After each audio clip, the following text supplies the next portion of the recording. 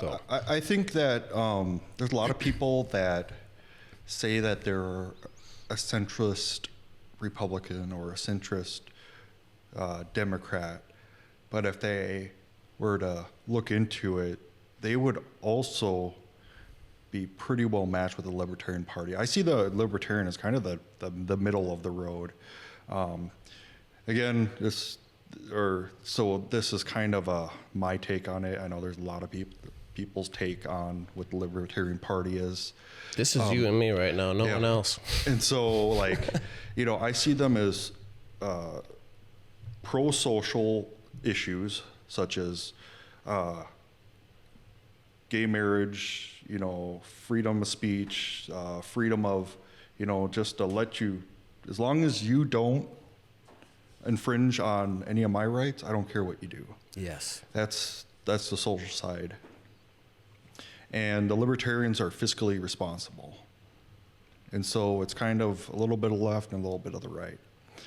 So I would believe that someone like you that runs more in the center should look into the Libertarian Party, see if it's a fit for you.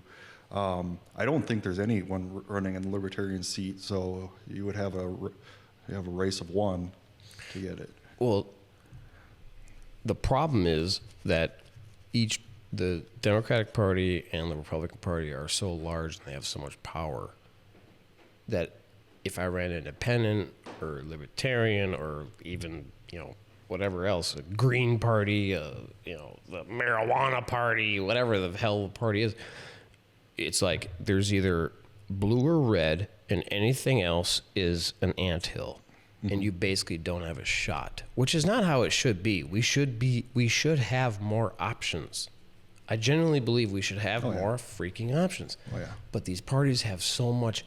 I went to the Scott County GOP meeting last month and thinking I'm going to be able to talk, and they said, they made us, there was a few candidates there, they made us sit there for an entire hour while they're talking about $20, $30 budget issues, an hour before they got to us. And they said, okay, you get 2 minutes. And maybe you'll get 2 questions. And I said to Amber, I leaned over, I said, watch this. They're going to make me go first. They're going to have the other guy go second, who they favor. And maybe I'll get 1 question. I guarantee you he'll get 2. Sure as shit. I'm talking like 2 minutes. 2 minutes is nothing. Oh, yeah. That's nothing. How do you get any point across in 2 minutes? What is wrong with you? And while these 2 minutes are counting down, he says 30 seconds while I'm talking, 20 seconds while I'm talking, 15, 10, 5. And I get 1 silly question, nothing else. The other guy gets up, says his spiel. He gets 2 questions, and one of the questions he gets was, what do you think is different between you and Pete DeRose? And he says, da-da-da-da-da, and the guy says, I meant to ask that to you too, Pete. And, Aaron gives his answer, whatever. And I'm thinking I'm going to be able to get up and kind of answer it too. So I stand up, I said, can I answer that for everyone? And they said, no, you can't. What is wrong with you? What is wrong with this party? You know something, Eric? You might be right. You might be right, because I can see the writing on the wall here right now. I can see it. They have this whole thing, and I'm not going tinfoil hat, but they have, certain people, I truly believe, feel I am not controllable enough. They already have their guy. This is up to the delegates, and I've been trying to reach the delegates, and it's been very difficult to do. If they want more of the same, fine. But if certain things come to light, I actually might run in another way. Yeah. Even though they made me sign a pledge that I will not run as anything else, and I will support the endorsed candidate. Yeah. Well, so Sorry. it's just the way that I'm seeing things happen now, the way that I'm seeing all this play out, I got a real problem with this. Mm-hmm. And unfortunately, well, I don't know who this other person is, but it's sounding like it's going to be the long game. And if you can get your name out there in recognition, that maybe they would take you more seriously next time. So yeah, run as an independent, get your name out there, knock on doors, do the footwork and stuff. And then maybe in the future, and if the time comes, run as a Republican again. Yeah. I genuinely, truly, in my heart of hearts, I don't think that I'll get the nomination. I think they have their guy. Yeah. I think it's already kind of wrapped up. But I'm going to stay in it for now. And yeah, in 2 years, who knows? Maybe. So the other guy that's running for it is Aaron Paul. He's the police officer I was talking about.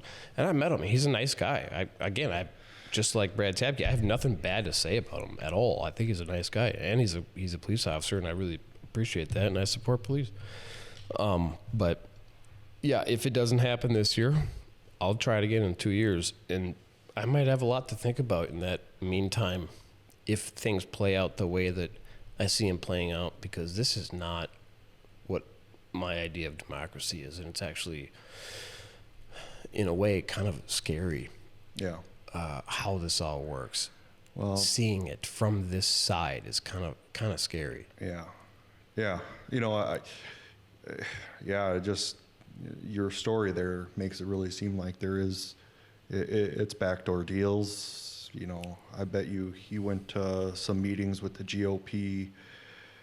I don't know if it's like committee or whatever, but he's definitely had more contact with all the people in charge than you've had.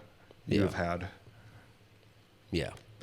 So, anyways, we kind of went off on several tangents here. We picked a few things that we wanted to talk about, because again, we didn't know each other, and you agreed to come and talk, and I was like, why don't we? You were like, you thought, hey, I've never done one of these before, and honestly, I haven't done many of these either. And you said, how does this work? I said, why don't we just pick a few things we want to talk about, and we'll just talk about them. So one of the ones you had was, or the ones that you had, you said logical fallacies, correlation, the causation, and Christian nationalism. First off, why those? Are those, is that a Libertarian Party focus on those a lot, or? Well, I kind of took what you had for yours. You had toxicity in politics, social media, and taxes and insurance, and I wanted to get some categories that were somewhat in line with that. And your first one, toxicity and try to talk. Okay. Yeah, there you go. That's way better. There you go. Toxicity in politics today. That is obvious. I think everybody knows and have seen it themselves. And so I think one of the biggest disconnects is that people don't know, what logical fallacies are. And I think if you can take a 5-10 minute video and watch, top 5 logical fallacies, and you get to know them and you understand them, I think it could create a better environment where at least they can make a conscious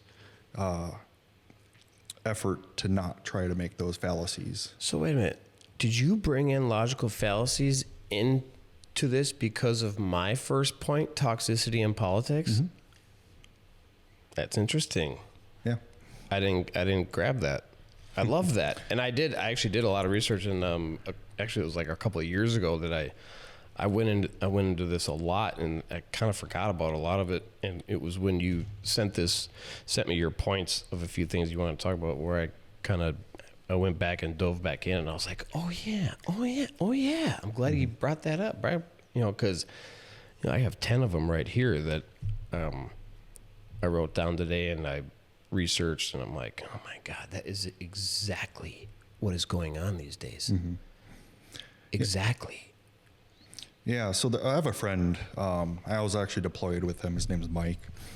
And he's one of the hardcore Trumpers. And I've spent the last 2 years trying to get him to do exactly what I told you. You know, hey, go read a 5-minute article. Go look up top 5, 10 fallacies, you know, most common fallacies.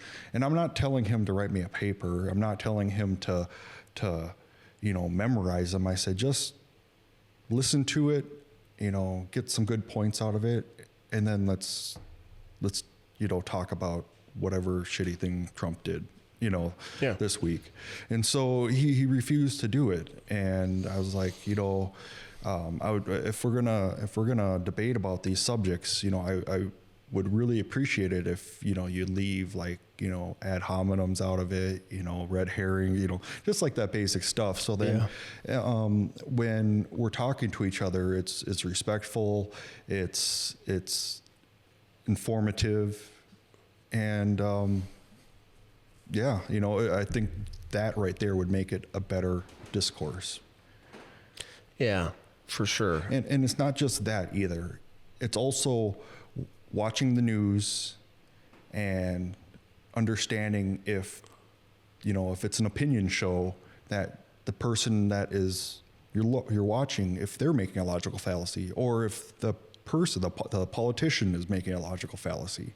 You know, knowing that right away would, one, inform you if it's a good argument, and two, if it's not, that maybe they got it wrong and you can reformat it into a better position, you know.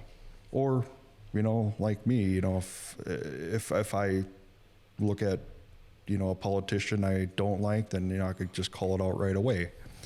And it's not just, you know, and then also when you're debating with somebody, it's not just the hey, you just committed an ad hominem.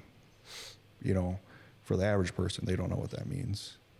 You're a son of a bitch. Yeah, for just whatever cut them down right away. Yeah, for whatever they know, you think they think that you called them in a really bad Greek name or something like that. And so, you know, it's just you know, if you're gonna call them out on it, be like, hey, this is what you said. This is why it's this fallacy, and, you know, maybe you could rephrase it some other way, or if, you know, or just not use that point. So I think, yeah, using those 2 points right there would make our discourse a lot better. Yeah. It's like if someone on The View says, why are you such a racist? I mean, it's like, first of all, I can't answer that because I'm not a racist. So I don't know what to tell you here. Mm-hmm. Or they throw in the, like, denial right now is a big one, that blunt force, just, that's fake news, mm-hmm. that's blah, blah, blah, you're just a racist, just to automatically and disingenuously take down someone else's argument or opinion without literally any facts at all. You just throw that out there to start. Just mm-hmm. start with that, so everyone else doesn't listen. Yeah, poisoning the well. Yeah, poisoning the well, 100%. You know? Yeah. Yeah, no, that was interesting to kind of go through a bunch of the things that I got into pretty deep a couple years ago, and a lot of them, I mean, if they're not in front of your face all the time, it's easy to forget stuff. I mean, I run a business, I coach basketball, I run for office, I take care of a whole bunch of people and things, and so it's easy to kind of lose track of a lot of things intellectually if you're not caught up. But